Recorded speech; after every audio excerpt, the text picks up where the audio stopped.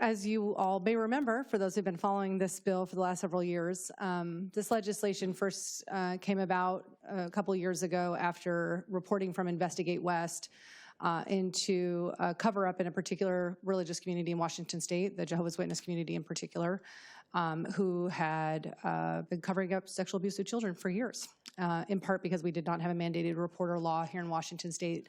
That was about the only thing that would have forced those local leaders to report rather than sending that information up to their national hierarchy to then be covered up.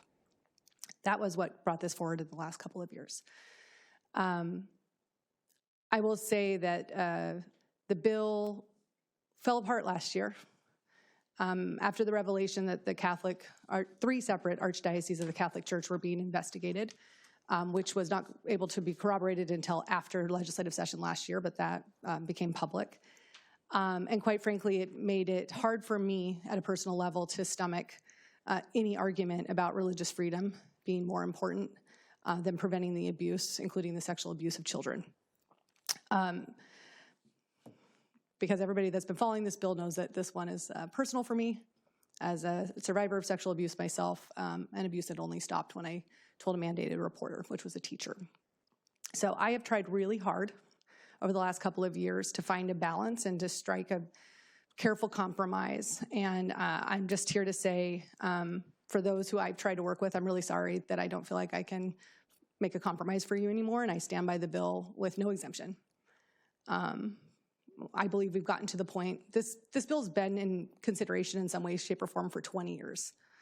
And I really wonder about all the children who have been abused and neglected and have gone unprotected by the adults in their lives because we didn't have a mandated reporter law, and that we continue to try to protect this in the name of religious freedom.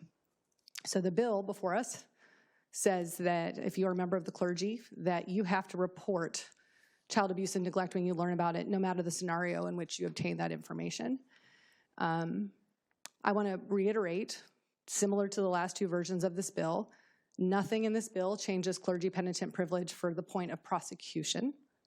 That's not the point of this bill. This bill doesn't attempt to change that. It is merely so that clergy will go to authorities and ask them to check on that kid and find out if they are being abused or neglected, as the report would indicate. Because at the end of the day, it's just about us being able to have children know that they can trust adults in their lives, particularly members of the clergy that have really important and intimate relationships with these families. And kids need to be able to count on those adults to protect them. Last count, we were only one of 5 states left in the country that did not have such a mandated reporter requirement for clergy as clergy. Thank you, Senator Christian, for that great question. You're exactly right that if they're serving as teachers, they are already mandated reporters. But this bill is about for the role of clergy in and of itself. We are one of only 5 states in the nation that does not require clergy to report.